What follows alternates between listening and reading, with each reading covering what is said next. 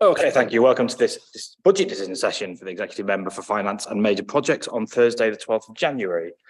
Item 1 on the agenda is declarations of interest. I have no interest to declare at this time. Item 2 is to approve and sign the minutes of the decision session held on the 19th of December. I'm happy to agree those as a correct record.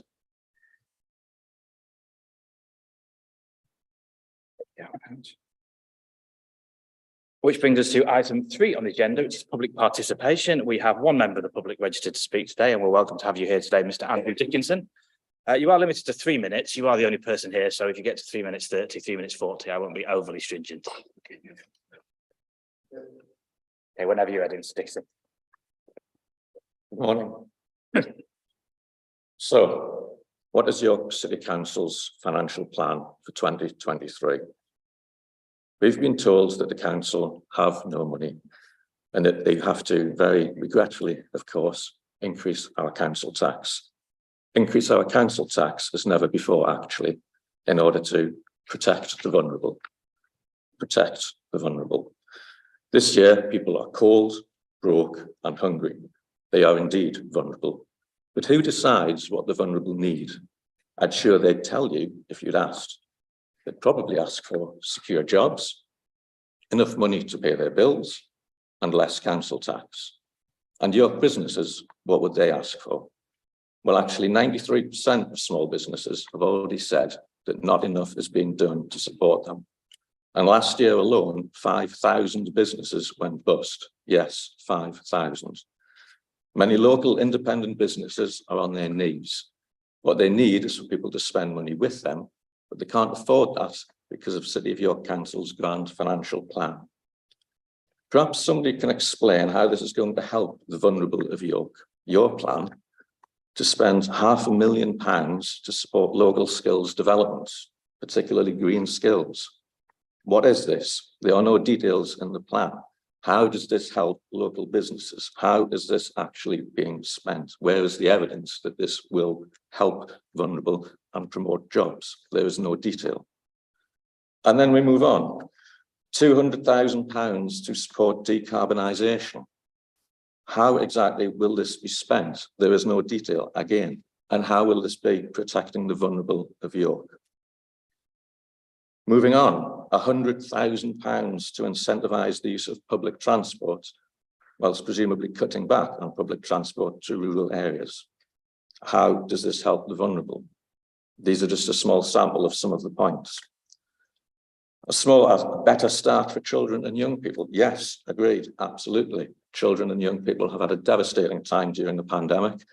But how is this money being spent? Where is the detail that spending £5 million will deliver help and benefit for these young people? I feel your priorities are wrong. We, the residents of York, are hurting. We need help from our council, and making us pay more for politically correct dogma simply doesn't cut it. I ask you to think again to help us. You need to do what is right for your residents, not what is right for your council.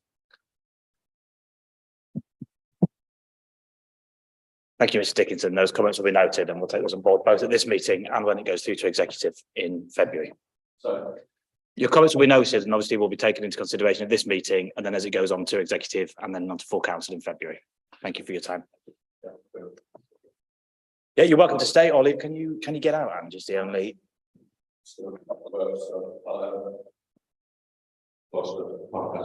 Thank you.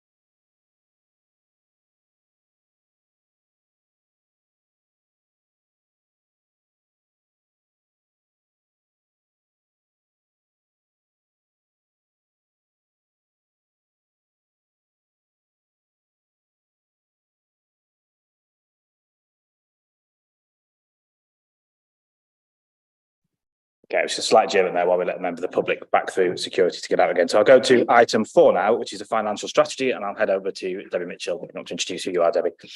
Thank you. So I'm Debbie Mitchell, I'm the Chief Finance Officer, and I'll just do a very brief introduction to the report. So this report provides the background information for the overall financial strategy and presents some draft proposals for both for savings, growth and capital schemes. The proposals have again been prepared in the context of the continued financial challenge facing the council and that uncertain economic outlook. We are continuing to face financial challenges and pressures. So since the pandemic and the ongoing cost of living crisis, we're experiencing inflationary pressures across pretty much all our services. So that's fuel, energy, all our contracts, and that's generated an in-year overspend that has been reported to executive as part of the regular finance and performance monitoring reports. This report also details the outcome of the local government finance settlement, which was released in late December following the Chancellor's autumn statement in November. So some of the key assumptions that underpin the council budget are that proposed increase in council tax that the public speaker referred to, and that would be 2.99% general plus a further 2% ring-fenced for adult social care. We've identified additional growth and budget pressures that need funding of around £19 million. So that investment going into inflation pay award, but as well into adult and children's social care. And that then leaves us with a budget gap that's the budget gaps need to be closed through identifying budget savings, and there are some £5.5 million worth of proposed savings set out in Annex 1, with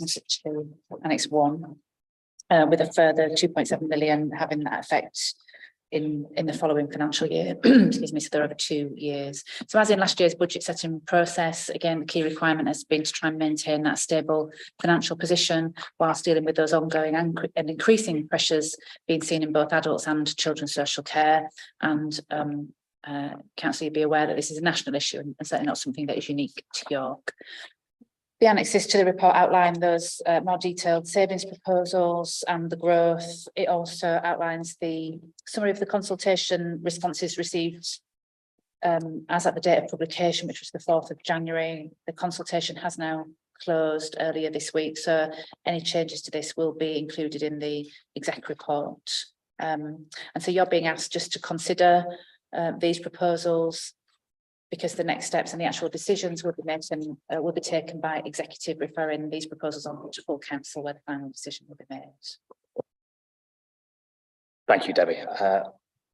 It's quite a strange meeting, this one, in terms of it's actually here to listen to other people's views rather than my own. But obviously, I'll take the time to make some comments. So this obviously maintains our commitment to publishing the budget papers as early as we possibly can in advance of executive, as had been done previously, to give people that extra opportunity to comment on the specific savings proposals.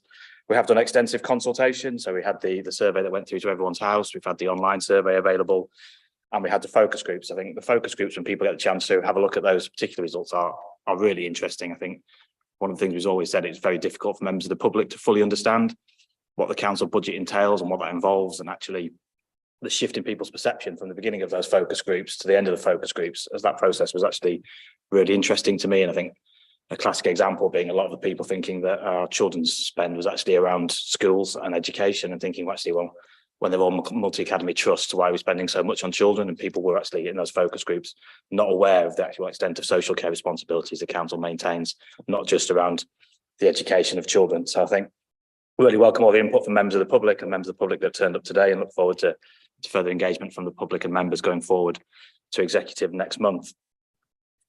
In terms of where we are, I think I discussed this when I had the interviews with the press. I don't like to think that I've been a curse on local government, but it has been a particularly difficult time since I was elected in 2007. So we had the banking crisis of 2008, the launch of austerity in 2010. And those of us who were around then remember it was the More for York project that was set about around about 2010 to look at how we could drive efficiency in local government. And that ran from 2010 to 2012 in terms of the first sort of conversations we had about austerity. But that ran for probably a decade before we even hit COVID. COVID gave us even more significant pressures, and coming out of that post-COVID period being incredibly challenging, and also the financial turmoil and cost of living crisis that we're hitting into.